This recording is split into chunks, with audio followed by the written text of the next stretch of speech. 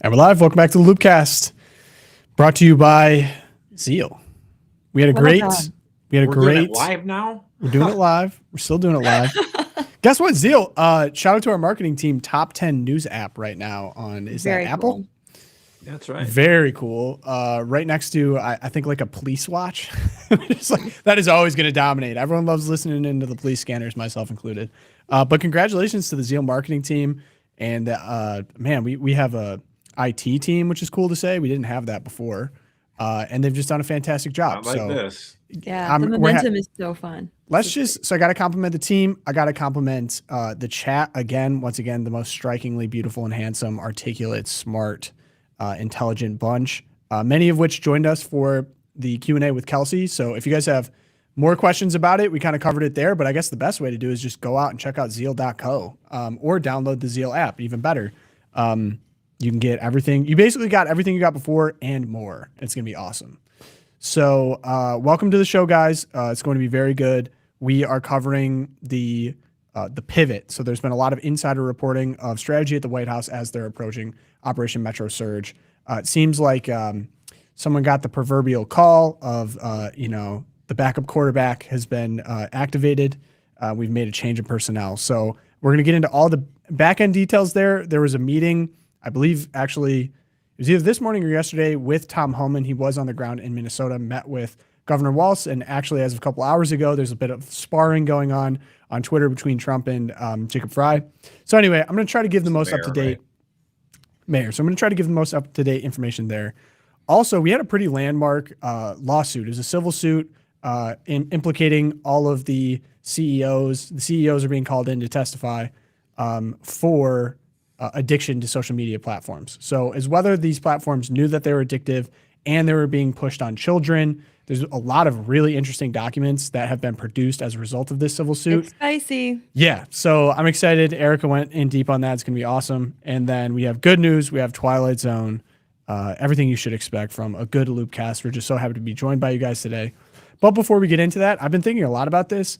I have sponsors that I'm really proud to present. Like the show's over when I start presenting like gambling ads or something like that. So you can just take that as time to go. But we have fantastic sponsors. I'm so proud that they to represent them, and I'm happy to share them with you. First off, being Charity Mobile. I actually just had someone email us saying that Charity Mobile was everything and more that it was promised. They're a fantastic company. And if you're still spending your hard-earned money with this phone company who doesn't value you or your beliefs, it's time to switch to Charity Mobile. The pro-life phone company serving pro-life customers and causes. They send 5% of your monthly plan price to the pro-life, pro-family charity of your choice at no extra cost to you. And not only that, Charity Mobile has never raised their mobile plan prices in their 30-year history, and all plans start under $50 before taxes and surcharges. You get the same nationwide coverage as the big guys, and their friendly live customer service is based right here in the United States. Plus, Charity Mobile is running a special promotion for the entire Christmas season. Now through February 2nd, new customers can use promo code LOOPcast to get a free phone with every new line, plus free activation, free shipping, and a free power bank while supplies last. Switch to Charity Mobile and buy the way you believe. To get started, visit CharityMobile.com and use promo code LOOPcast. That's CharityMobile.com, promo code LOOPcast. And we have a new sponsor this week that I'm very excited to present as well. I was joking with Erica before the show that we both received college educations from Cardinal Newman Society stamped institutions. So you could say like the ceiling is Erica and the floor is me. So you could just end up kind of a crapshoot. You can end up somewhere in between. Or it's the other way around. I don't know about that. So I think I was right. But guess what? Thanks, Josh. I mean, I was telling, I got woken up a lot last night by newborns. So just take everything I say with a grain of salt. Tom's in the trenches. The folks over at the Cardinal Newman Society are great friends of ours at CatholicVote, and they, of course, are the publishers of the Newman Guide. The Newman Guide is the gold standard resource to help families find faithful Catholic education. I mean, can we all just level? We're in the trust tree here. Not every school that calls itself Catholic is authentically Catholic and faithful to the teaching of the church. We're in the trust tree. We can say it. We're in the trust tree. Catholic families have relied on the Cardinal Newman Society's Newman Guide for nearly 2 decades to discover a faithful Catholic education that incorporates the truth of Christ in all subject matters and forms the whole person for God. Known for helping families find Catholic colleges, the Newman Guide is now recommending elementary schools, secondary schools, and graduate programs in the 2025-2026 edition. That is fantastic. I will certainly be using that as I start looking for Catholic education for my children. Homeschool programs and curriculum providers are now recommended in the Newman Guide as well and can be found on the Newman Guide website. The mission of the Cardinal Newman Society is promote and defend faithful Catholic education. And in order for us to succeed in our mission here at Catholic Vote, we need our friends at the Cardinal Newman Society to succeed in theirs. So make sure you order the latest version of the Newman Guide. It's available in digital and print forms. It's an amazing resource for you, your kids, your family, their kids, educators, and pretty much everyone you know. Click the link below to request your free ebook edition of the 2025-2026 Newman Guide today. And Josh, you're kind of implicated by proxy because isn't University of Mary Newman Guide stamped? It is, and I have another daughter who's trying to figure out whether she wants to go to Benedictine or if she wants to go to Franciscan. And the thing is, for us as a family, it really does begin and end with the Newman Guide. They started publishing this in 2007. So it's I think this is now the 20th edition of the guide. And they actually are printing it out too, which is really helpful. Because like some people just aren't as digital as much. I'm like, here, check this out. This is, your grandkids should go to these kind of a schools. So I have been a super fan of the Cardinal Newman Society for well over 25 years. I've known those guys. They're really good people. And, I think the Newman Guide is super helpful. And you get to learn a lot about the different colleges. Some of them have a little bit more, arts background, which is what I'm keyed up on for my daughter, Margaret. Others, specialize in, let's say, business or nursing or education. So not every school is the same. And they're actually really good about this. This isn't a guarantee that there's going to be the perfect place for you at all. Like, you need to also discern, like, just because a school is in the Newman Guide doesn't mean that means that is the school your kid must go to. It's a helpful guide to begin these conversations. And you can know that if a Catholic school, like Georgetown, well, they're completely not crazy. in the guide. Not in the guide. But if a school's in the Newman Trust Guide, tree. Every school that says they're Catholic, not Catholic. Okay. But if they're in the Newman Guide, then wow, this is a school that actually takes its Catholic identity very seriously, and that's wonderful to see. The number of schools that end up in the Newman Guide over time is going up, and we love to see that. While there's lots of colleges across the country that are closing, it tends to be that the Newman Society, Newman Guide schools are actually going up in enrollment.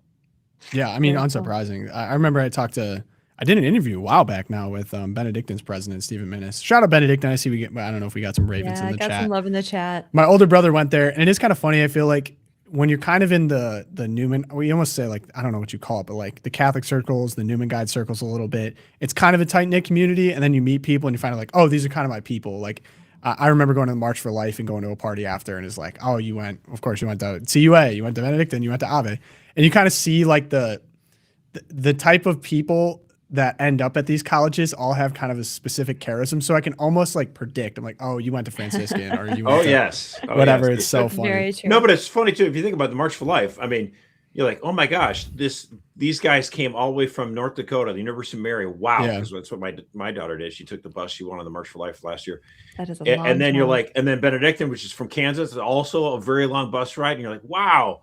It's like, and then yet right here in Washington, D.C., you've got Georgetown University. It would be literally a walk. You could walk to the March for Life. You could march and then march.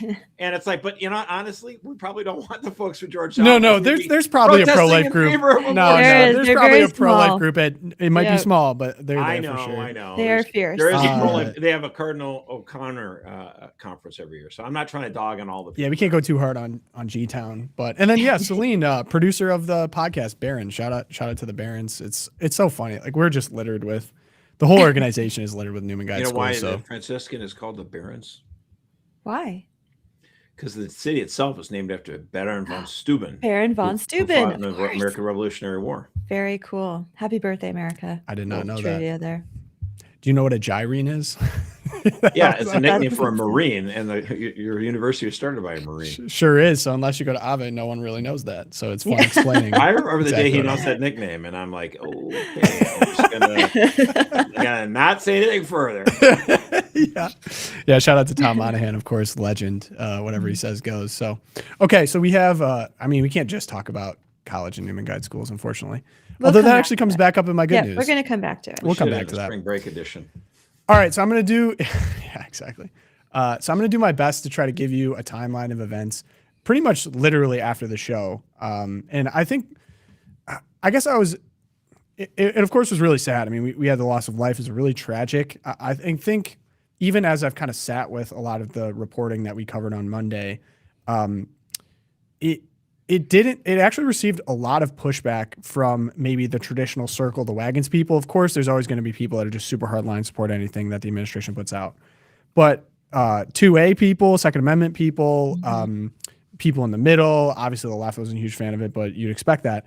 But there was serious pushback, and I think for good reason. Like this one felt different than the Renee Good situation.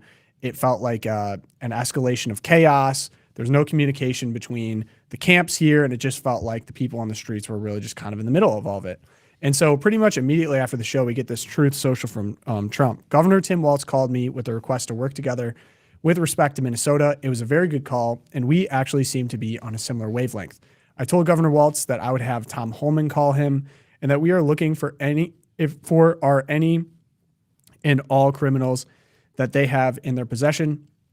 The governor very respectfully understood that, and I will be speaking to him in the near future. He was happy that Tom Homan was going to Minnesota, and so am I. We have had such tremendous success in Washington, D.C., Memphis, Tennessee, and New Orleans, Louisiana, and virtually every other place that we have touched. And even in Minnesota, crime is way down, but both Governor Walz and I want to make it better. President Donald J. Trump. And the significance of this is there was basically no communication. All of it was just grandstanding and posting without actual communication between the two groups. So it was really ramping up an escalation of what had happened before.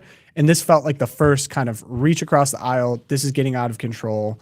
We got to do something. There needs to be a change in some way. Course correction, vibe shift, strategy pivot, whatever you want to call. And so we get Governor Walz's response to this. I had a productive call with President Trump earlier today. I told him we need impartial investigations of the Minneapolis shootings involving federal agents and that we need to reduce the number of federal agents in Minnesota. The president agreed to look into reducing the number of federal agents in Minnesota and talk to DHS about ensuring the Minnesota Bureau of Criminal Apprehension is able to conduct an independent investigation as would ordinarily be the case. Not only did he say this, Trump also said that he wants a full investigation. He wants to see for himself. A remarkable change in tone from members of the cabinet and the administration immediately after saying that. People like Greg Bovino and Noem saying that he was an assassin looking to cause carnage, kill people, maximal damage, posting pictures of the gun with the clips like this was somehow proving anything. So we get a 2-hour meeting reportedly on behest of Noem at the White House. This is reported by Jim Roberts. And in attendance, Susie Wiles, Corey Lewandowski, and Caroline Levitt. Notably, Stephen Miller was not there, who's been a major player in all of this. And essentially right after this meeting, we get Greg Bovino out of... So Greg Bovino, if you're not familiar, he's the one that walks around with the coat. He's very public. He has the infamous haircut. He's Border Patrol. Not ICE. So he got sent back, CBP. He got sent back to California where he was before, and also people that were with him got sent back to California as well, some of the members. Noem, by all accounts, essentially has been sidelined. Tom Homan has been sent in and is directly reporting back to Trump. I've seen that. Interesting, I think this actually might help Noem's case, is that Democrats are starting to draw articles of impeachment against her at this point. And from what I've been reading behind the scenes, I think Trump was especially frustrated the first time around in his first term, how much chaos and shuffling of administration members there were. And he does not want that. So it might be the case that she might not get fired here, but she might keep a position even in title, but lose power or access to decision-making and what goes on. That's kind of, I guess I'm reading the tea leaves on that. I can't say that definitively. But with Tom Homan being sent in, and then Corey Lewandowski as the other name I brought up, he's Noem's top aide. The split was in strategy was where you get the crazy, helicopters landing on roofs in Chicago, hype edits, Noem in makeup and CCOT in El Salvador in front of people in jail. It was a very flamboyant, hardline, social media, brazen, aggressive strategy. That was the Noem Lewandowski camp. Tom Homan actually, I think, lost this debate at one point And because he is a cop, he's essentially a cop. I mean, he was Right. 40 years law enforcement. He No worked BS. no BS. He worked under the Obama administration. He wanted to take a more targeted approach, less show, a little bit more behind the scenes. And it feels like that is what the strategy shift that the Trump administration has made at this point. He actually flew in yesterday, and on Twitter he reported about his meeting. He said, "Today I met with Governor Walz, Mayor Frey, and top law enforcement officials to discuss the issues on the ground in Minnesota. We all agree that we need to support our law enforcement officers and get criminals off the streets. While we don't agree on everything, those meetings were a productive starting point, and I look forward to more conversations with key stakeholders in the days ahead.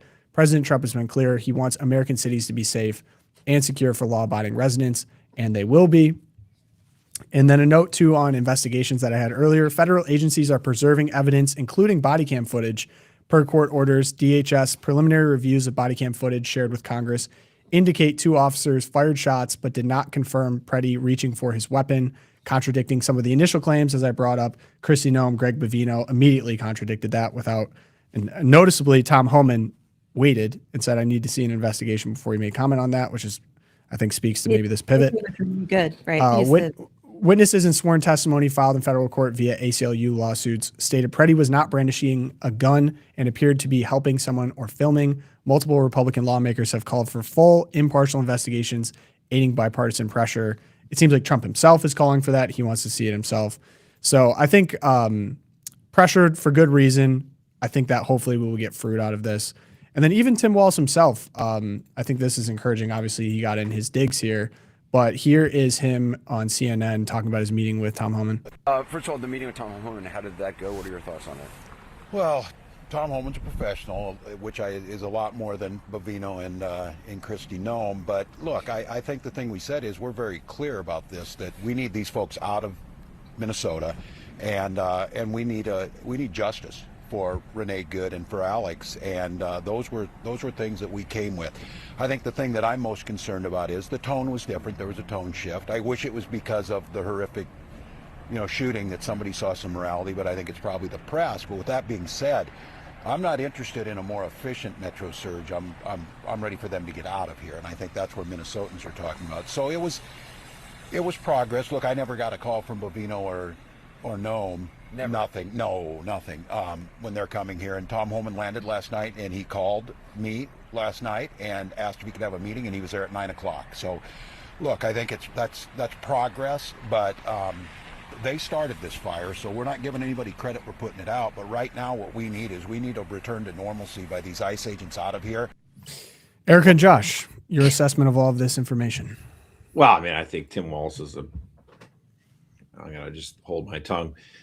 The idea, he's like, because of these 2 tragedies, now I want ICE to not do enforcement at all. And it's like, no, that's not happening. I mean, Harry Enton over on CNN did a video clip yesterday saying like 4 major polls showed that Americans by 55% or higher support deporting all illegals. Like, and that's a position that like politically 40 years ago, 20 years ago, 30, 15 years ago, 8 years ago, people were like, that's insane. Now a solid majority of Americans believe that. So like the Renee Good thing, again, it was a situation where like, well, it was unfortunate. It was tragic, but she did hit the gas and she did run into to a law enforcement person. So therefore the thing with the Alex Preddy thing is like, I don't honestly believe that any of those men intended to kill the person. It's not that. So this murder thing is just insidious. There's no evidence to make that suggestion, but it does seem like it's very regrettable because it should not have gone down that way. But again, you're making split-second decisions, so I'm not going to second-guess law enforcement at all. But the fact of the matter is I'm super happy and relieved that President Trump is ignoring Kristi Noem and sending her to Siberia, hopefully, and putting Tom Homan in charge. Tom Homan is no nonsense, results oriented. He's been doing this for 20, 30 years. He knows what he's talking about. He's just interested in results, and he is a man who delivers. And so, I mean, Corey Lewandowski and Kristi Noem were not helping us at all, actually, on this. And I'm glad to see President Trump is not one who likes to admit he made some mistakes. but he does do course corrections, and this was definitely needed, and it's very helpful. Yeah, I think that relief also describes my feelings as well when I saw the news that Homan was going in. Throughout the Renee Good thing, he's just been much more the voice of reason and professionalism, saying, look, I'm not going to comment on the shooting. I'm not going to, yeah, I've seen the tape, but we're not going to like rush to judgment. There's a process for this, and it's called due process. And we're going to let the process work its way out. Everyone's accountable to the law. So to have someone like that step in and be in the removal of Noem after her irresponsible characterization, which just was a layup for the mainstream and left media, because they could immediately say, we have the footage. We have Noem saying that he's going to massacre everyone in the street, and he's brandishing his gun, someone said. And they could immediately, the headlines were all, video evidence contradicts Trump administration. And it just wrote itself for them. So again, so grateful that Trump, it seems to be willing to make the course correction. It was funny the last 2 days, though, to like see the reactions from both the right and the left. And one of them being Trump caves after Walz stands up to him. And then the other one, Walz caves and meets with Tom Homan. So again, it's this like inkblot Rorschach test that it just, the firestorm continues, and the outrage right now is the Minneapolis situation. Do you remember 10 days ago when it was the invasion of Greenland? Remember that? That was so long ago now. So the outrage just continues. But what I'm grateful for with Homan stepping in is that he seems to be someone who's willing to just get the job done and ignore the noise. And one of his tactics has been, and it's very successful in mostly red states where ICE is also active. I mean, we forget that ICE is not just in Minnesota, Minneapolis. Yes, we have the surge there in enforcement action, but ICE is in all of the states. They are working, and we don't see this level of violence and protest in other states. And part of the reason is that Tom Homan is committed to deporting the worst of the worst first. And that works best when local law enforcement and the local judiciary branch are willing to let ICE know when they have someone in custody. We went over this on Monday. When they have someone in custody, they check their immigration status. They're like, oh, they should have had a hearing in court 4 years ago that they skipped out on. They call ICE, and there's no need to put that person out into the neighborhood. There's no need for them to be driving around. There's no need for ICE to go out into these more dangerous situations. So that's the kind of process that Homan wants to prioritize. And if Minneapolis can get itself back into that sort of application of deportations, it'll be much better. So yeah, relief is there. Cautious relief, though, because I don't trust Tim Walz or Mayor Fry to be particularly. Yeah, they've already started kind of going back and forth a little bit already. The one thing I think to add a little bit of helpful context, Bill Malugin, how you pronounce that. We've talked about him as a pretty reliable source when it comes to reporting on immigration enforcement. But basically, all that the Trump administration is asking Minneapolis PD to do is to honor ICE detainers so that ICE can pick up illegal immigrants charged with crimes once they are released from jail. And specifically from jail, not prison. Because Tim Walz has shot back as somewhat of a retort, like, they do from prison, but they don't from jail, which for those who don't know, prison and jail are two different things. So it's kind of a nice, like, deft sidestep, but basically they have people in jail, and it'd be like, oh, you have an ICE detainer, let them know. So there's still, because now they're arguing about, like, I guess I can bring it up. This was this morning. We have Mayor Fry. It's so annoying because you read it and did he do this on purpose to mess with people? It's spelled Frey and it's Fry. That doesn't even make sense. Anyway, so here's his little tweet storm this morning. Today, Chief O'Hara and I met with Border Czar Tom Homan. I had a productive conversation. I reiterated that my main ask is for Operation Metro Surge to end as quickly as possible. Public safety works best when it's built on community trust, but not tactics that create fear or division. I shared with Mr. Homan the serious negative impacts this operation has had on Minneapolis and surrounding communities, as well as the strain it has placed on our local police officers. I also made it clear Minneapolis does not and will not enforce federal immigration laws, and that will remain focused on keeping our neighbors and streets safe. City leaders will continue to stay in conversation with Mr. Homan and his team. So if you notice the words in there that might set someone off, we quickly get a truth from Donald Trump. Surprisingly, Mayor Jacob Fry just stated that Minneapolis does not and will not enforce federal immigration laws. This is after having a very good conversation with him. Could someone in his inner sanctum please explain that the statement is a very serious violation of the law, that he's playing with fire? And then Fry shoots back, the job of our police is to keep people safe, not enforce immigration laws. I want them preventing homicides, not hunting down a working dad who contributes to MPLS and is from Ecuador. It's similar to the policy your guy Rudy Giuliani had in New York City. Everyone should feel safe calling 911, which of course, this is stupid. That's because so stupid. no one even asked. No one asked the Minneapolis PD to enforce immigration law. They just said, get out of our way. Right. Or, assist when is necessary, but not to actually enforce the law. But, there's a guy, Chris Shaliza, he used to be a CNN, and he actually made the point that Jacob Fry's pronouncements are really dumb, he said. Yeah. Because he said a majority of the country, A, thinks what the Trump administration is doing in Minnesota is way over the top, and B, wants people here illegally removed from the country. And so Chris Shaliza's point, and this guy's obviously a liberal, but I agree with what he's saying. He said, the more the debate is about A, that Trump's, what he did in Minnesota is way over the top, it's better for Democrats. Right. Mhm. That's true.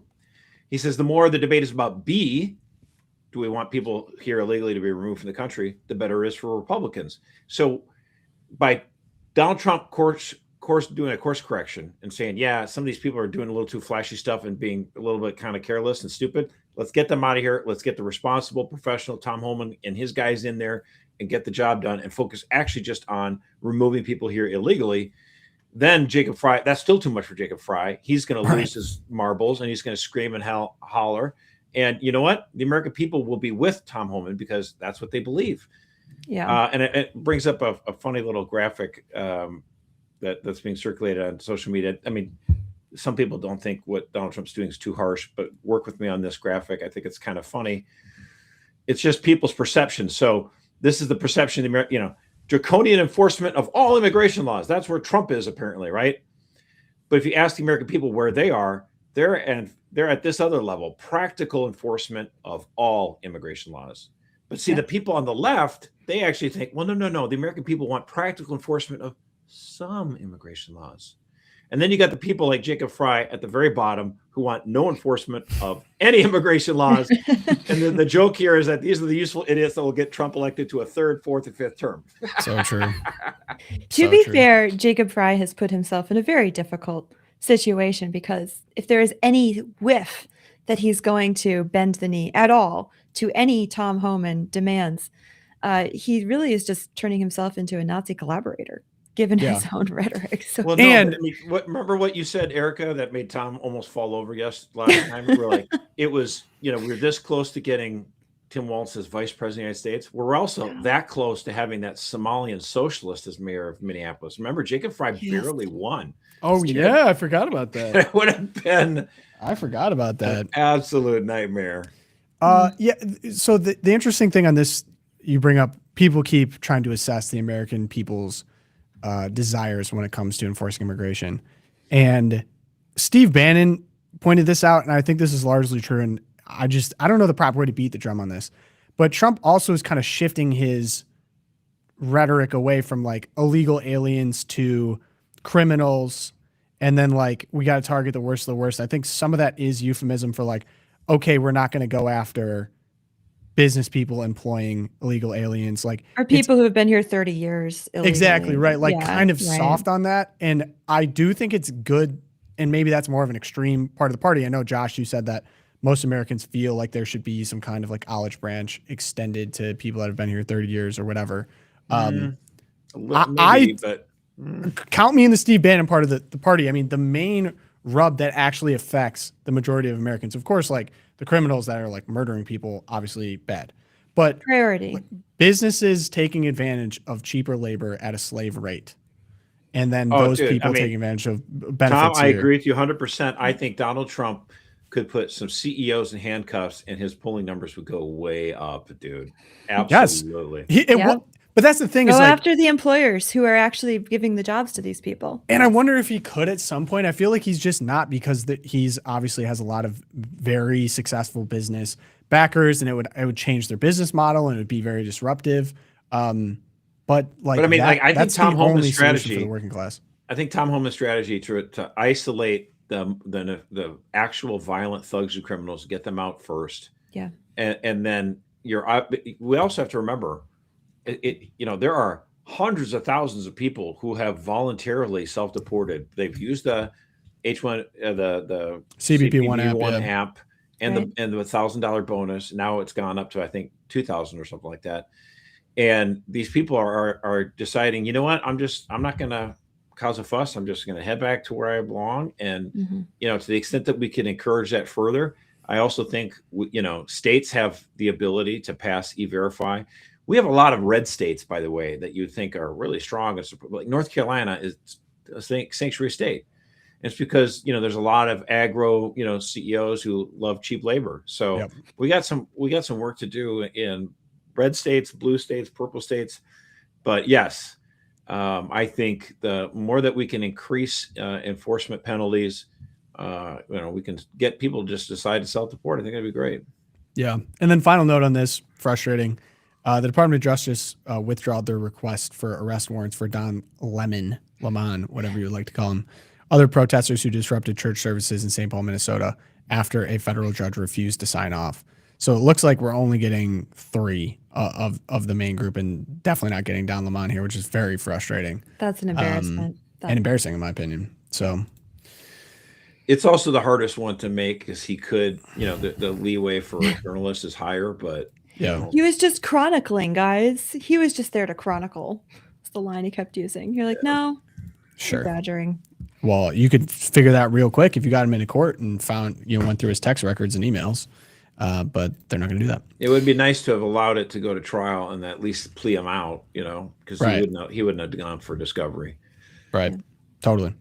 Okay, Erica, take me through this landmark addiction case here, California. Okay, so I'm always interested in the way that addiction has been built into our social media, because it's a big part of everyone's life for sure. Should be a smaller part of my life, but hey, it's my job. So the usual suspects are headed to court. Most of them anyway. So this is TikTok, which joined Snapchat, which settled earlier this year. TikTok has agreed to settle in this major social media addiction lawsuit. Just before the scheduled trial was about to begin, jury selection is this week. The terms remain completely confidential. That was part of the settlement.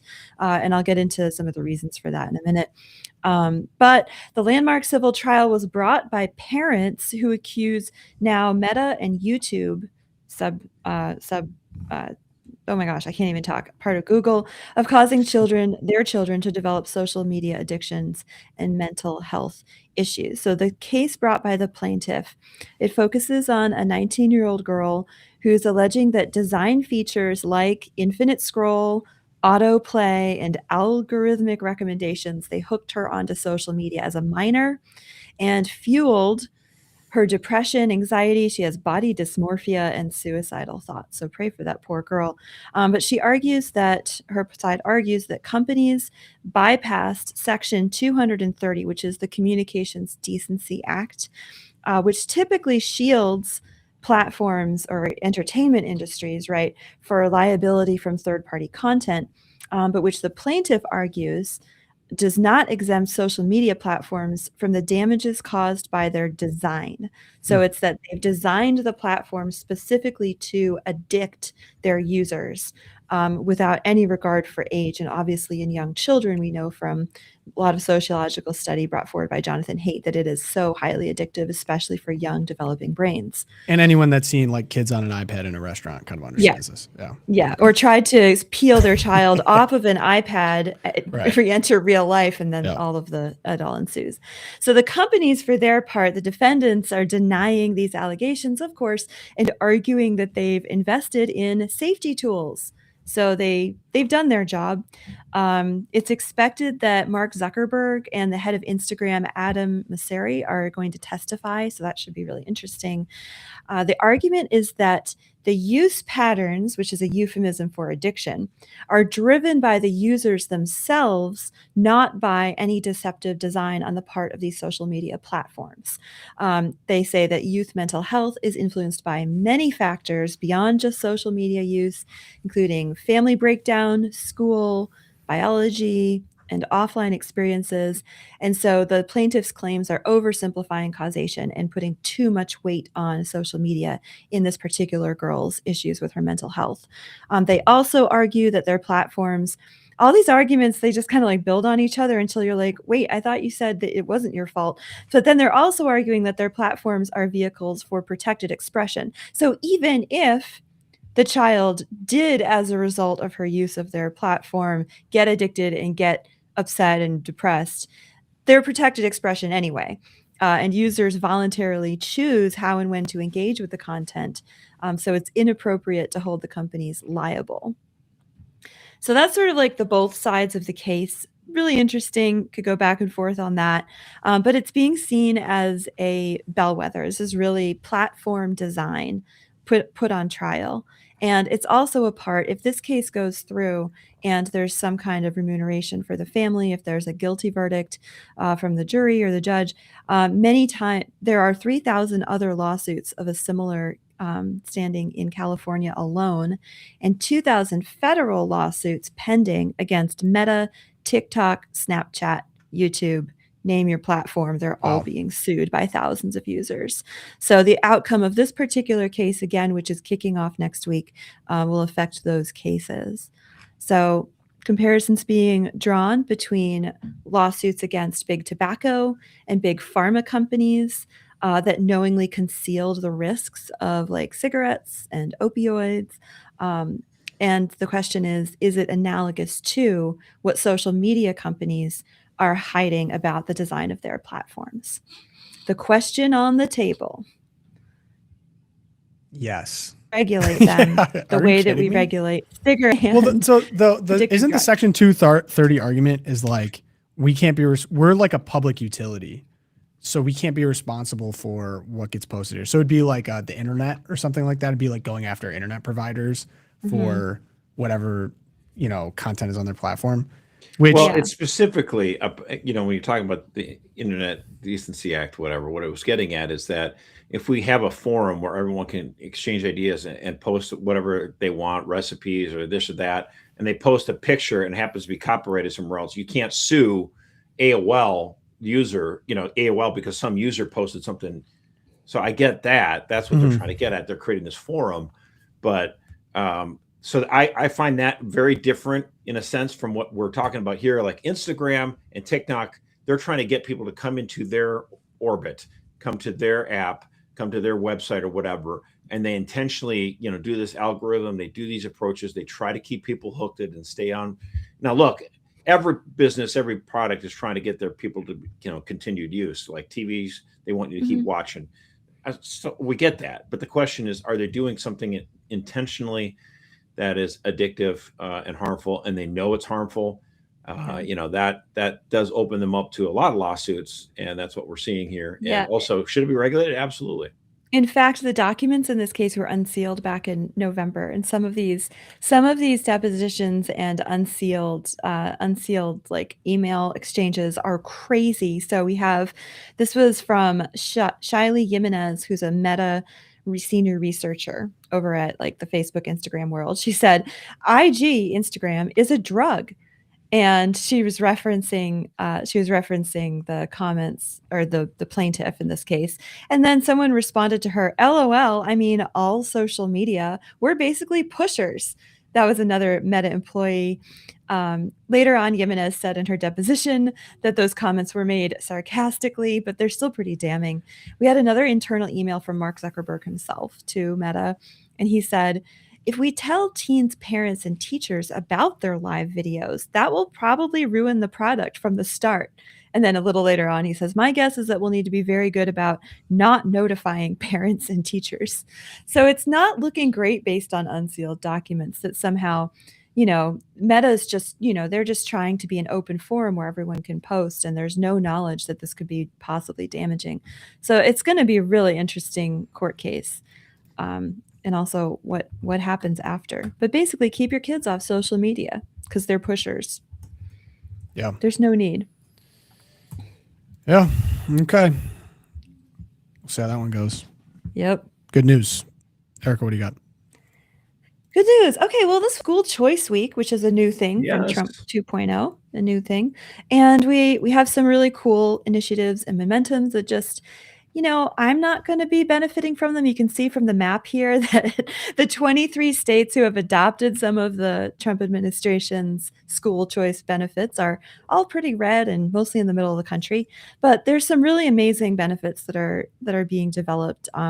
So Linda McMahon this week, to celebrate, she announced a record $500 million expansion of the federal charter schools program in order to give students more mobility and not be stuck in the same schools. They want to expand charter school options. She also confirmed that those 23 states you see on the screen have opted into the Education Freedom Tax Credit, which is a new federal tax credit to fund scholarships and expand private school access. And this is I think it is a better option than going for just more vouchers or ESAs, because in the case of the tax credit, that money now goes directly to the families. It gets put into their pockets so they can decide how to spend it. And at a really cool press conference this morning, actually, Ron DeSantis in Florida announced they are the 24th state to adopt this. So that little Florida should also be red at this point. And their program is going to include homeschool families as well, which several other states are also doing. So again, the idea that we are injecting some kind of choice in terms that with money that follows the students, not the schools, I just think is going to benefit everyone, and not just families who choose to take their kids out of the system and use this for educational choice, but also kids who remain in the public schools. Because public schools for so long have had no incentive to improve their product because they are just given the money, like this endless funding from the state, from the federal government, The quality with no will go up, yeah. accountability, right? With no accountability. And this kind of movement, the critics will say, oh, it's draining money from the public schools. I think it's actually injecting some level of competition and demand for creativity from the public schools, which is what they need, not more money to sink into their failing programs. So yay, education, school choice week. I'm here for it. I'd like to just add to that. I mean, Go ahead, I would, Josh. Oh, okay. I mean, I think it's good for homeschoolers too, by the way, not just in the states that allow, homeschoolers to receive benefits, but like when you have the proliferation of alternatives to public schools, when you have more Catholic schools, more Chesterton schools, stuff like that, there is a benefit to homeschoolers as well. I mean, like we don't have school choice in Michigan, but like the Chesterton school that I affiliated with, we bring in homeschoolers for a couple classes, a couple days a week, or whatever. So there are benefits. Like we need to break up this monolithic public school monopoly where the growth in employees is almost, in the last 25, 30 years, has been almost all administrative, and we've not seen performances go up at all. I prefer to call them cartels. Education cartels. Erica, I saw that you had a reading list here, and I always like to get your thoughts on really books. Cool thing. So Texas, God bless Texas, they just dropped their new state reading list for high school. This is crazy, guys. I feel like I walked into a Chesterton Academy, speaking of Chesterton. So we've got books that students will have to read in their entirety. And this is Jeremy Tate, good friend, shout out. Talk about a missionary to education. Thank you, Jeremy, for all your work. Beast. But they're going to read in their entirety the Odyssey. We have Animal Farm. We've got Shakespeare, Beowulf. Who doesn't love Beowulf? The Great Gatsby, The Alchemist, Hamlet, David Thoreau. I mean, this is good stuff. Are you an F. Scott Fitzgerald head? F. Scott Fitzgerald, Great Gatsby. I read him in high school. I thought he was really deep. I have not gone back, so I wonder what I would think now. Grown-up 44-year-old Erica. I'll have to get back to you on F. Scott Fitzgerald. Okay. I just don't know. Sad. Like Daisy, it is sad. It is a sad book. Yeah. It actually, it's kind of, it is. You know what? It gives me nihilistic Penguin vibes when I think about No, Scott the Penguin's 51. way better. Okay. No, the Penguin is way better. No, he's the idealist Penguin. Do you have a favorite out of this list, out of curiosity? Oh gosh. Well, okay. So this book in particular did not make it onto Jeremy's amazing graphic. I think of it would be Thomas Sowell. They actually have one of Thomas Sowell's early works is now going to be required reading for high school economics, which is awesome. But of the list on the graphics, I'm actually going to go with The Scarlet Letter. Wow, you're Nathaniel not Hawthorne. going to do Pride and Prejudice? I love a good Pride and Prejudice, but it's so. Everyone picks Pride and Prejudice, right? No, I like The Scarlet Letter. I prefer the woman who's branded with the red A to Lizzie Bennett. So it's funny. I was reading in the comments of this. Someone's like, "Why is this news? I read all these 25 years ago." Oh my I'm gosh, like, I can't stand it when people If do that. only I could tell you what my public school reading list was in Metro Detroit. I think, did I have anything of Mice and Men? I think I read. There you go. And that was it for. That was it of this list.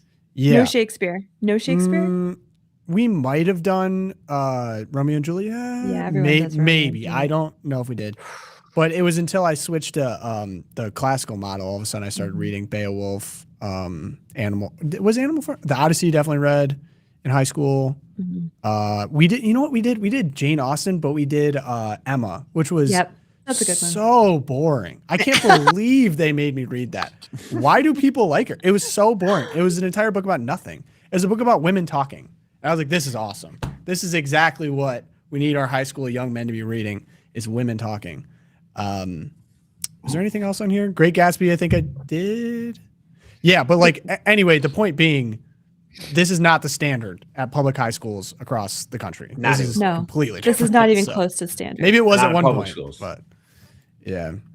Anyway, thank you for that, Erica. Josh, what do you have? Okay, it sounds more Twilight Zone than it is good news, but hear me out.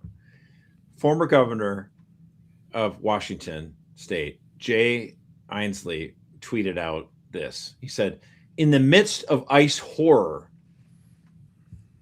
the Senate needs to prohibit Trump from using ICE as a voter suppression tool. Senate Dems need to put in the appropriations bill a prohibition on ICE agents being near polling places. This is a must-have. Last chance to do this."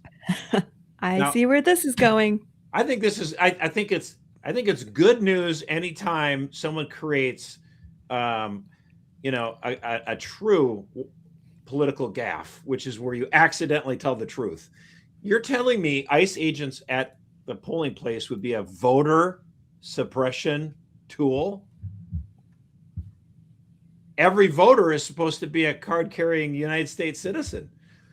So why would it be, if I saw an ICE agent, like, he can't arrest me. I'm a United States citizen. I have my voter ID. I have nothing to worry about. How could it possibly be voter suppression, Jay Inslee? How? I think I know the answer, actually. Now, come to think of it, maybe it's because it would suppress illegal voters. Yeah, that's it. That's why Democrats don't want the ICE agents there. Yeah. Did you see the guy from California saying that after, when Democrats get in power, they're going to hunt down ICE agents like Nazis? Yeah. Crazy, dude. I can't even just believe that people would say it out loud. It was a California representative. I'd have to look that up. It's not the guy who's running to replace Pelosi, is it? It could be. I can't just throw that out and not confirm. Yeah, you got to get that. that. I got to go confirm that. Where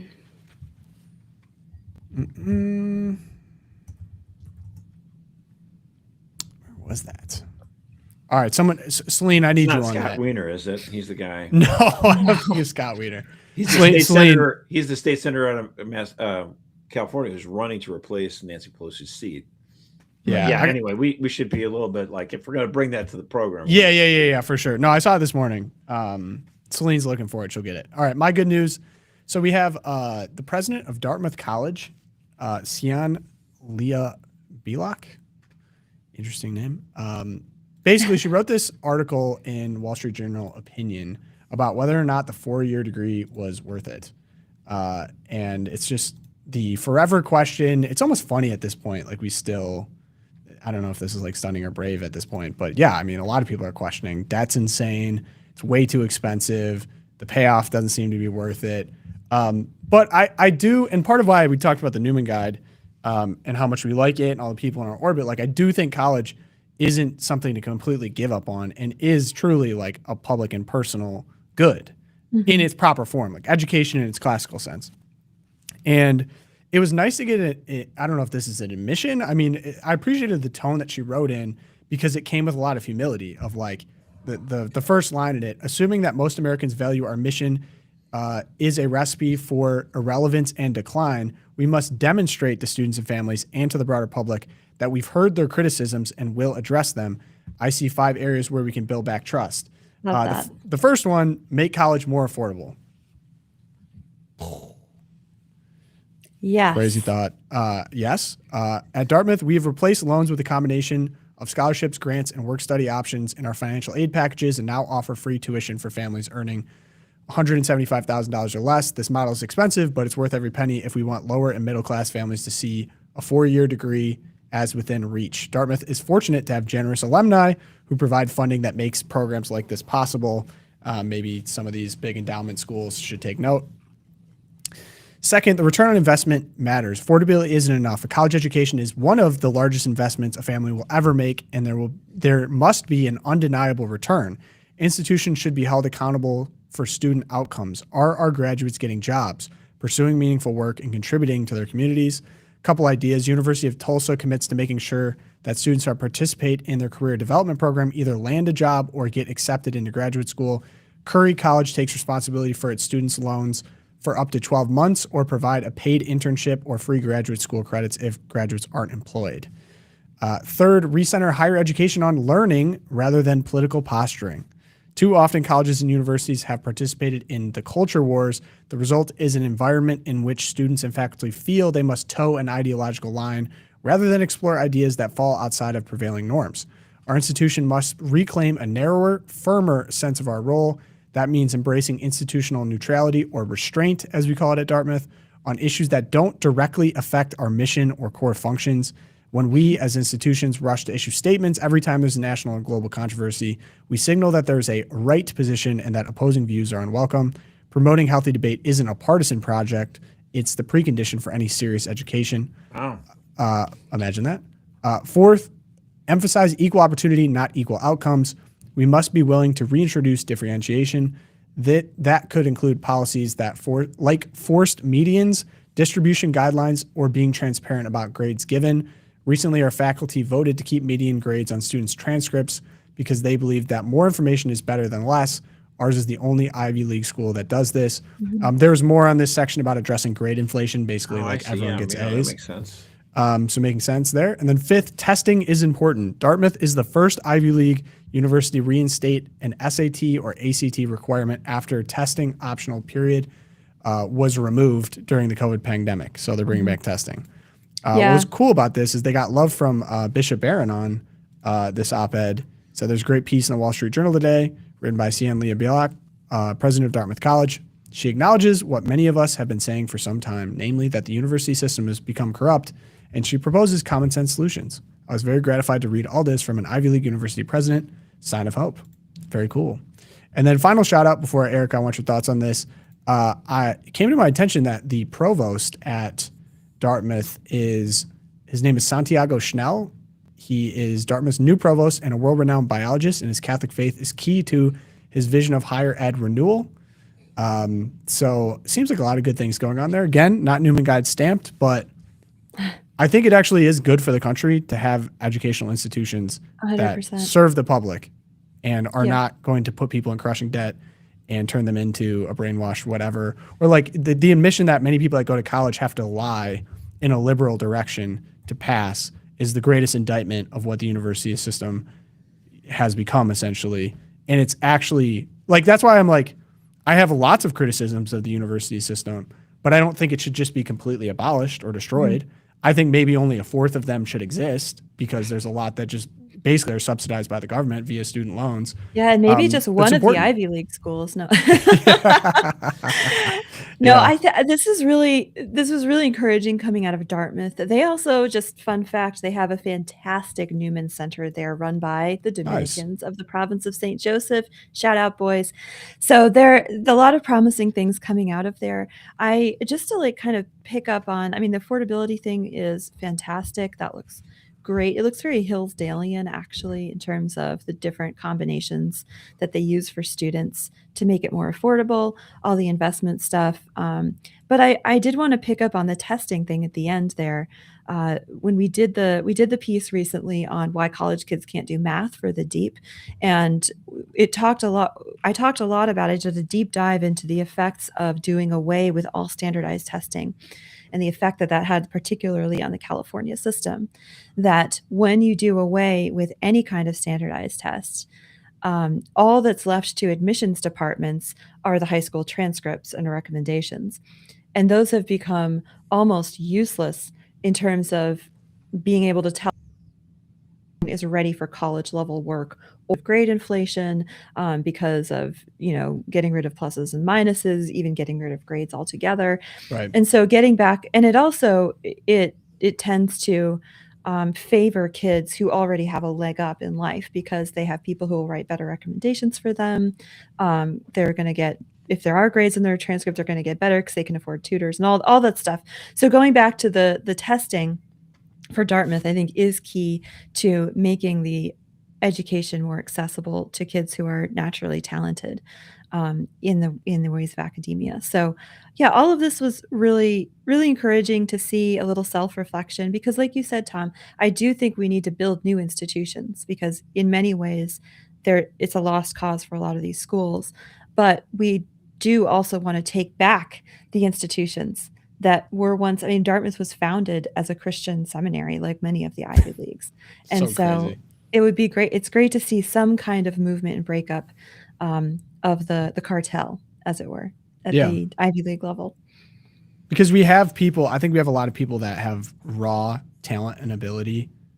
I just have a supreme belief in the American DNA and work ethic and the mores of the people. But if there's no institution to basically refine them and basically groom them into being like an enlightened, or I guess like an aristocrat, not in a negative sense of the word, but like refine your tastes, refine your communication ability, put you in touch with mentors and people that can help you grow in the direction that we need them. Like hopefully one day, you could be a Supreme Court justice or something. Like you could be a very important politician. You could be an attorney. You could be whatever, you know what I mean? Or you could build businesses that benefit the community. So not to say you need college for all of them, but you actually do, to create the kind of the people that need to occupy those leadership roles of the future. And if we don't trust the institutions, then you kind of get a lot of raw talent, but not refined. And it's kind of sad to see like missed potential in some ways in a lot of people. So anyway, Celine, thank you. It is Philadelphia's district attorney. It is not California. So sorry for slandering California, although they don't need much defense, but here he is. This is a small bunch of wannabe Nazis. That's what they are. In a country of 350 million, we outnumber them. If we have to hunt you down the way they hunted down Nazis for decades, we will find your identities. We will find you. We will achieve justice. And wait, did you say that's a DA? That's a DA. That's a DA. A Philly, yeah. That I have no words. No. District attorney. Wow. Want to bet he got money from Soros? Oh, he did. Yeah. No doubt. Josh, your Twilight Zone. Well, today is the 40th anniversary of a pretty interesting event. There's some historical events that the people who experience them, they never really forget it, right? So for older generations, it was, where were you when Kennedy was assassinated? I remember exactly where I was, on the 9/11. I was fleeing Washington, D.C. It was pretty frightened. But then one that was a very big event 40 years ago today. A lot of high school and grade school students were watching in class on their television sets with a lot of excitement as the 7 astronauts boarded the Challenger space shuttle, including a teacher, to go up, into space. Everyone was so excited. Here's a teacher. She's one of the 7 astronauts. She's going up there to see it. From New Hampshire. Yeah, Yes. Christy McAuliffe. And unfortunately, within a minute or two, as you're watching the launch, all the kids all across the country watching this, and the space shuttle explodes. Yeah. And it was pretty traumatic event for a second grader. We didn't actually watch it in my class, but a lot of kids were watching it live, and they were completely shocked. They couldn't believe it. And President Ronald Reagan was supposed to give the State of the Union address later that night, but instead decided to speak to the country and gave a really good. The whole thing is 5 minutes long. You can watch it, but right here you can watch a little bit of it here, the ending. We can say of the Challenger crew, their dedication was, like Drake's, complete. The crew of the Space Shuttle Challenger honored us for the manner in which they lived their lives. We will never forget them, nor the last time we saw them, this morning, as they prepared for their journey and waved goodbye, and slipped the surly bonds of earth to touch the face of God. Thank you. I was just amazing. And he actually, during the course of that 5 minutes, talked about, like, I want to address you, school children that were watching this, and everything about it was just a very moving, a powerful speech. And it was just, again, he had speech writers that were at the top of their class, but Reagan knew how to deliver it. It was masterful way to try to, show true empathy and all that kind of stuff. And I just wanted to also use this as an opportunity to provide a little insight into my own family, and people wonder about my sense of humor and kind of goofiness. And my father, 3 days after the tragic event, he says, "Hey son," I go, "Well, yeah." I say, "Do you know what NASA stands for?" I'm like, "What? Yeah, need another 7 astronauts." Oh, I'm like, no. Dad! And that explains a lot about Joshua. And Mercer. there we Couldn't go. believe it. I was absolutely shocked. Just, Jeez. again, the Wow. gallows humor. Oh. That's some gallows humor. So someone saying in the chat that the engineers knew the O-rings would not hold, according to a book by Peggy Noonan about the Challenger. There are so many conspiracy theories about this one, Tom. I haven't gotten in deep Needing enough to on be the Challenger. discovered. There's opportunity, but see, the thing is, one of the reasons why I think some conspiracy theories don't hold up is because people are not as nefarious. Well, are people evil? There are people that are evil, but like, don't always ascribe to nefarious conspiracy. But have you looked into it? Hold on a second. When sometimes it's literally just bureaucratic incompetence. Like, honestly, that is sometimes the answer. And again, getting the lowest bid from the lowest contractor and all this other kind of stuff. There wasn't,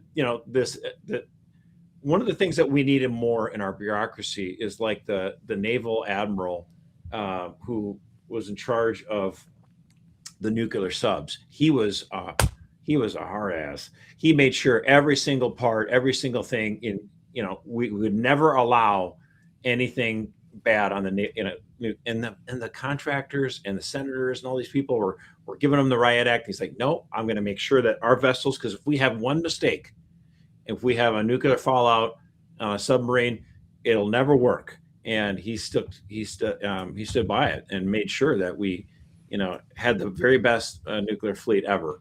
And so that was Admiral Rickover. Okay, And but so- this book, Lori's saying, is by Higginbotham. I haven't looked into it. I didn't look into any of the information about it. I'm not saying no against it. I'm just saying, like, because that's what sometimes you sound like, by the way. When you're like, all of these conspiracy theories, people always say they're whatever. And it's like, well, did you look into the I'm not Challenger? dismissing it. I'm not making a case one way or another for it. I'm just saying that sometimes it's too easy in the internet age to kind of ascribe to a vast conspiracy. Sometimes that the answer might just be petty greed or incompetency. Mhm. You know what I'm saying? Like I know what you're saying, But I'm saying how this sounds to someone that's read up on the Challenger and knows this. You know what I'm saying? It's like it's an obtuse answer that frustrates people that actually did go through and went on one side of the story. So I understand why you're saying what you're saying, and I guess largely agree. But when you meet people that actually like researched or heard someone's point of view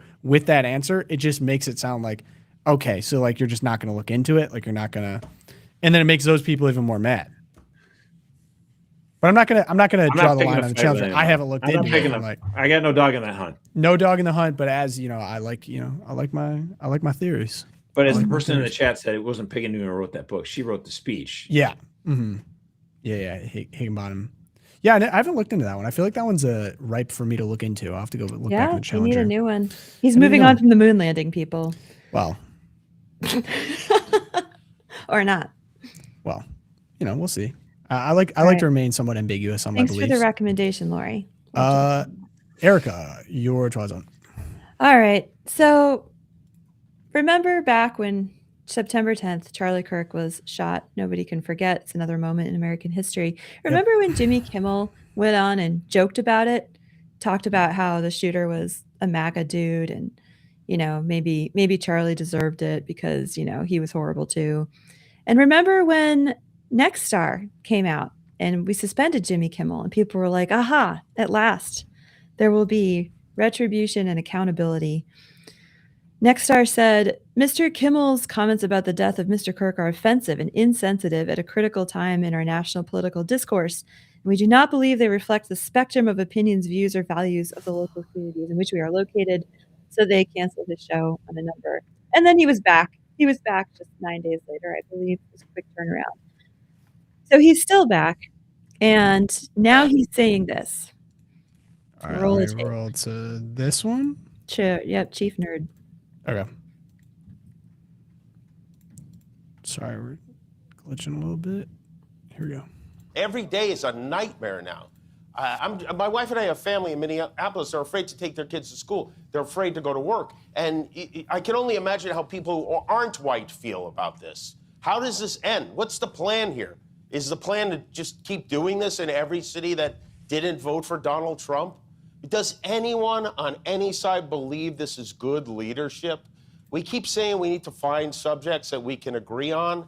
Can we agree that peaceful protesters, including moms driving SUVs on their way back after dropping their 6-year-old off at school, and a nurse who stepped in to protect a woman from harm, don't deserve to be shot dead in the street by the people we are paying to protect us? Can we agree on that? I mean, Yeah, we can cut him off there. No one needs to listen to this. He goes on, when they stop clapping, he's weeping and crying about the deaths. But again, he should not even be up there. Next Star completely caved. They completely caved to get him back on there and give him this kind of a platform. Again. I don't know. We have Stephen Colbert yesterday also saying things like ICE is worse than the Nazis because at least the Nazis didn't cover their faces. I mean, this is just vile garbage. They didn't cover their faces, they'd be doxxed. Exactly. We all know that. And the thing is, by the way, I'm a Vikings fan, and so in Minnesota there's a big controversy because Paul Allen, the voice, he's phenomenal. He calls the game for the Vikings on the radio. Someone made some comment about the protesters, and he said, I wonder if they're getting hazard pay because it's so cold outside. Kind of a funny little and like the left was going up in arms and they want him off the radio. So it's like, okay, now is the left going to be so in favor of free speech like they were for Jimmy Kimmel, or are they going to come for Paul Allen? So again, all this stuff is whatever. I mean, it's almost like if they had any standards at all, right? Yeah, it's all theatrics. I think if I think back to the Jimmy Kimmel thing, it's like he can say what he wants, but the FCC does have laws about what you can say, and I don't think he's like entitled by law to be broadcasted on Sinclair or whatever. That was my main frustration with it. Yeah. If he wants to be, sorry, I got to choose my language carefully. If he wants to be, tomfoolery, if he wants to do tomfoolery on the air and say stupid stuff, like, yeah, everyone kind of has the right to do that. So I'm almost like with Jimmy, it's almost, first off, who's listening to him to begin with? And so it's almost just like, yeah, he's going to say stupid stuff because he's stupid, and he gets all of his stuff written by speechwriters that also have mega liberal points of view. So it's almost like so irrelevant. They just don't.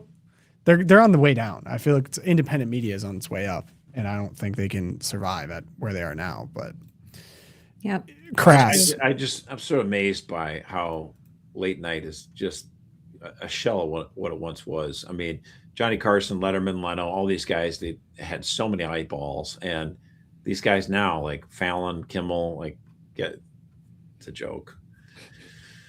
Yeah. Yeah. Okay, mine. Well, I guess first, I saw this morning. I don't know if I formed a full opinion. Ilhan Omar, I guess, got attacked. Did you see this, Josh?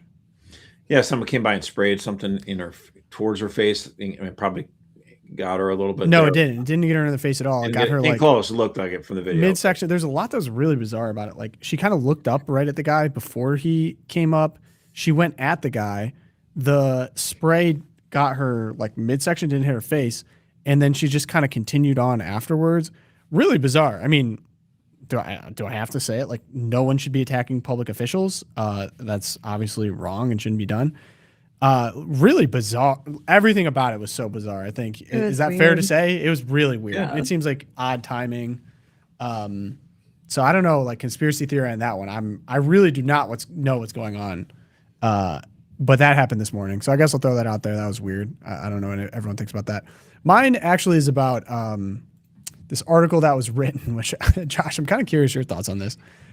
So it's an opinion. I wouldn't say the Democrats are in good shape. It's by Tom Edsall from New York Times. His thesis is essentially, as you kind of brought up earlier in the episode, the ICE tactics and the media surrounding it is not good for Trump. Clearly he made a pivot. But, lawfully deporting people, most Americans voted for that. So it seems like this would be the opportunity for Democrats. And like you just said, Frey made the mistake again of making this about enforcing immigration law, period. Should be like skyrocketing in the polls. Like there should be this kind of boost of support to Democrats. It's like, oh, well, I don't want this, so I'm going to go over there. And it just hasn't really materialized in any significant way. And so people are kind of curious now, like, why are Democrats so in the doldrums and don't have a really unified figure like rising among them to come up? And so the article brought up a lot of so many of their voters. That's one way to think about it. One section from the article was the authors tracked keyword usage in the Democratic platforms from 2012 to 2024 and found the frequency of the word hate increasing by 1,323%, white, black, Latino, Latina by 1,137%, LGBT, LGBTQI by 1,044%, and equity by 766%. Over the same period, usage of fathers fell 100%. 100%. Crime, 100%. criminal by 30%, responsibility by 83%, middle class by 79%, and veteran by 31%. I think you have your diagnosis. Well, I mean, not that anyone actually reads party platforms, but it's indicative of It's a proxy of their messaging, right, and what they're going to be communicating with the people, for sure. Yeah. So we're going to go to actually a little bit more detail about some of these consequences on our show on Friday, by the way. So. Yes, consequences. But I think that the main thesis was they went way too hard on even like now the pundits that were all for it now get to come around and be like, well, these are excesses of liberalism that are strangely illiberal, namely like the DEI regime, pronouns, transgender stuff.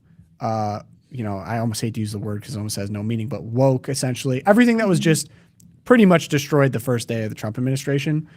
And the problem is because they went so crazy on that and it was so unpopular, many of them like 80-20 issues, that Trump is now seen as the opposition to that, to the crazy stuff that no one liked. And so if you were to attack Trump now, you're kind of pitted in a corner because you're now defending the stuff that everyone hated. So they're at kind of an impasse where they're like, we need to kind of moderate, get back to the middle, maybe more of like the Rahm Emanuel approach. But people are that's so like scarred Ezra Klein's from argument, right? But people are so scarred, and if Democrats actually do move towards the middle, they get punished by their most critical, loudest parts of the base that are saying, well, you've given up and you're acquiescing to Trump at the same time because Trump now gets to take credit for moving away from the craziness. So that was the main thesis that I took away. So to win back power, to try to win back the House or the Senate, the Democrats should moderate their both their tone and also their policies to be less psycho, right? Because they had nominated somebody, in Kamala Harris for president, who wanted to make sure that people who were in the country illegally and were apprehended and they were in custody, that we as taxpayers had to pay for their gender transitioning surgery. Like, wait a minute. Right. These are people in the country illegally. We have them in custody, but they're demanding that you mutilate their genitals through surgery and we have to pay for it. Like, no, like, how about we just deport them instead? So again, yes, there's a common refrain amongst people on the left. All we have to do is not be crazy, and then we could win. And the thing is, they're crazy. And they're probably going to lose. I kind of feel like, I've been saying this from the get-go, Republicans have the opportunity to do that 1 out of 8 chance to actually pull the inside straight. That's not even inside straight, but to win in these 2026 elections, because the left is really shooting themselves in the foot. Yeah, and even the moderates that they run, like Abigail Spanberger, she ran as a moderate. Like, she was sort of showcasing her moderate in Virginia. And what happens, like, day one, she gets in and she starts signing all these executive orders and the Senate of the most insane, like, extreme leftist policies. And so even the ones they run as moderates, they govern crazy and things just go to pot and people are pushed back towards the center / right. Yeah, and as Josh likes to say, what if Trump's the moderate here? Well, and remember, I remember when everyone was like, no, Trump should, don't get involved in the culture war issues. Don't touch the transgender stuff too hard. Like, don't go into any of that. Don't go into abortion. Don't go into all these Paul Ryan, things. Mitch Daniels. Exactly, right. And ironically, it feels like that strategy is kind of being deployed now on the left, like for maybe institutional Democrats. Like, they're like, they can't touch it now because it's so unpopular, because Trump did touch it and was so decisive. Actually, I want to slightly disagree with you. Okay. The Democrats could talk about culture war issues. They just can't pick ones where they're on the 28% side of a 80-20 issue. So if they're going to pick culture war issues, and they want to talk about making sure taxpayers pay for transgender surgeries, please do that, because then you're going to get your butt whooped. Yeah. But unfortunately, on the question of abortion, that's one where right now the American people are unfortunately too sympathetic towards the pro-abortion side of things. So if the left would focus less on gender mutilation of kids and focus more on actually aborting kids, unfortunately, it's sad. We got to work harder. We all have more work to do. And the thing is, on the pro-life issue, when people talk about this, like sometimes people are like, oh, well, when the Roe v. Wade was overturned, the Dobbs decision, the pro-life movement should have been ready. Well, what do you mean exactly? Like, we're just sitting on like $500 million and like, what should we do now? We're ready to go. We're all grandmas and grandpas and moms and dads. We're saving our nickels and dimes to try to advance a cause for which we have no self-interest. So I get very annoyed by that. Like, oh, you weren't ready. Like, as if we're sitting on a Fort Knox stack of gold. Like, now it's time to deploy all this resources. Yeah. So we're just trying to stop murder, people. Yeah. So next one, next show, Friday, we're going to have Tinfoil Tom on, and we have a little bit more like hard political insights from Josh and from Tom too. I mean, Tom's been totally in the trenches on a lot of the like pro-life push within the administration. So it'll be interesting to get his 2 cents. I will be probably very cold in Minnesota. So pray for me. I'm excited for that. Hopefully I catch something. It would be terrible. How much Tom loves us. He runs towards danger. He's running to Minnesota. If I don't catch a fish, that's going to be so embarrassing. And maybe that'll be a funny part of it. But I think as a man, I'd be embarrassed to go all the way there and not catch a fish on the competition, which is a possibility. So could have beginner's luck. I hardly ever fish, and I went with my brother and my dad one time, and I ended up catching like 18. He's like, my brother's like, what is with this? All right. Good to know. But yeah, exciting things coming. And of course, we actually have daily prayer opportunities on Zeal. So if you guys have been exploring the website, You can pray with us daily. We're all praying together on Zeal. There's a prayer wall. You can put up your intentions. It's very cool. But we're going to pray here.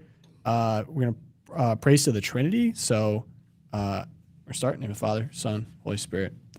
Amen. I adore and glorify you, O blessed Trinity, God Almighty, Father, Son, and Holy Spirit. I offer myself to your divine majesty, humbly asking you to take from me and from all the faithful whatever displeases you, and to give us that which is grateful in your sight. Grant that we may do here what you command, and hereafter receive what you promise. To you, O Lord, I commend my soul and body, all my relations, benefactors, friends, and acquaintances, all who have injured or offended me, and all whom I have in any way scandalized, injured, or offended, all who have asked for my prayers, or for whom I am accustomed or bound to pray. Supply all their necessities, comfort and support them in their trials and afflictions. Deliver them from all temptations. Make them in this world truly to know, love, and serve you, and to enjoy you hereafter in heaven. Lastly, I commend all universally to your divine protection, that you may grant to the living forgiveness of their sins, and to the souls departed rest and peace. Amen. St. Thomas More, St. Fidelis, Our Lady of Guadalupe, pray for us. Great show, gang. We'll catch you deep on Thursday and live show on Friday. And St. Thomas Aquinas, pray for us. Pray for